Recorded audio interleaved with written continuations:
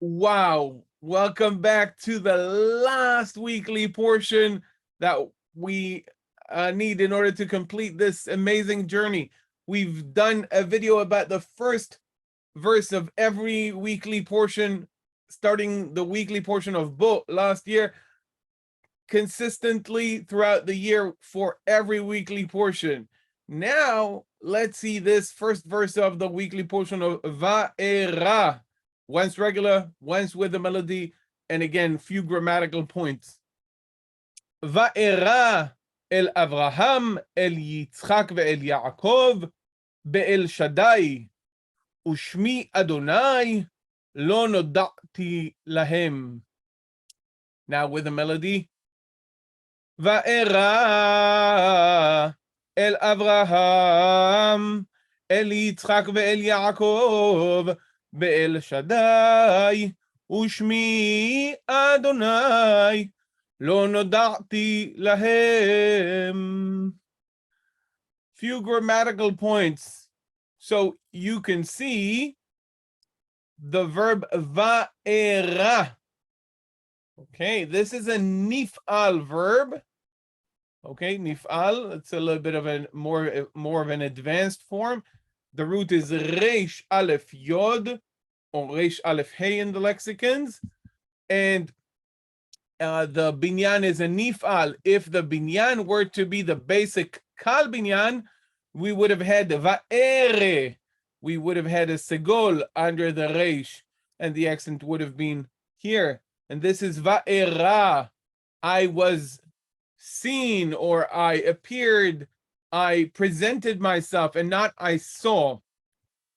El Avraham, El Yitzchak, ve'el Yaakov. Very different than El Shaddai. Sounds the same, at least in the common pronunciation of biblical Hebrew, but these are different words. The word El here, and here is the preposition meaning to, toward, okay?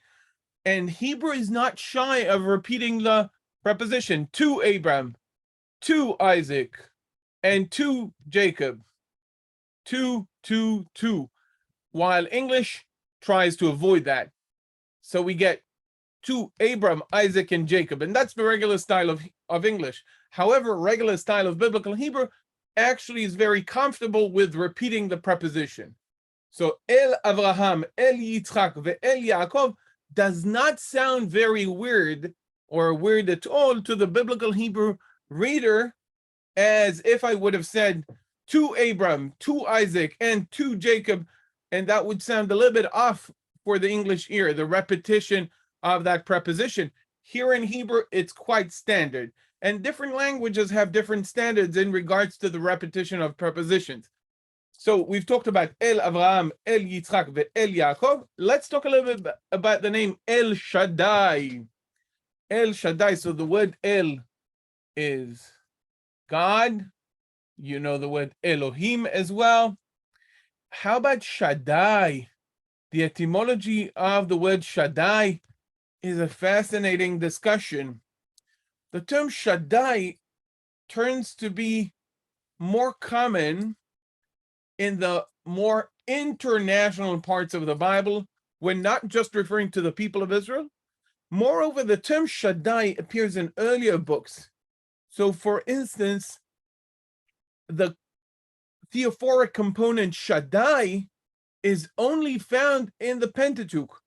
Names containing the name Shaddai, Ami Shaddai, Tzuri Shaddai, names containing that theophoric element appear only in the Pentateuch, only in the generation of the around the Exodus, not much later. Okay, so that's very interesting to see the name Shaddai and the unique distribution of that name according to the chronology of the Bible. So you find the component El in many names in earlier times, such as Yisrael, which is the name for Jacob. Jacob is named Israel, Yisrael. And you find it in much later names in the Bible. Okay, even earlier than Jacob, you've got Ishmael. And you find it as well in later names. You find it in my own name, Netanel. But the distribution of the name Shaddai as a theophoric component of names is very limited, suggesting a very early period in which it was used. And the names of God is indeed the very important part of this verse and this chapter. Shemi Adonai lo noda'ti lahem. The name Lord, I did not present myself to them. This is the syntax of this second half of the verse here is quite complicated, as Shemi Adonai is actually subordinated to the following verb, which is in the Nifal, lo noda'ti lahem. But that's a bit of a too advanced for the moment. I am so excited. We have finished this cycle. Wow. I want to thank God for giving me the power, giving me the pleasure, giving me the opportunity to have presented all of these videos. And I want to thank you for having watched them. You're more than welcome to look at the description and to take a special gift from me about the meaning of the Hebrew alphabet. Thank you very much, guys.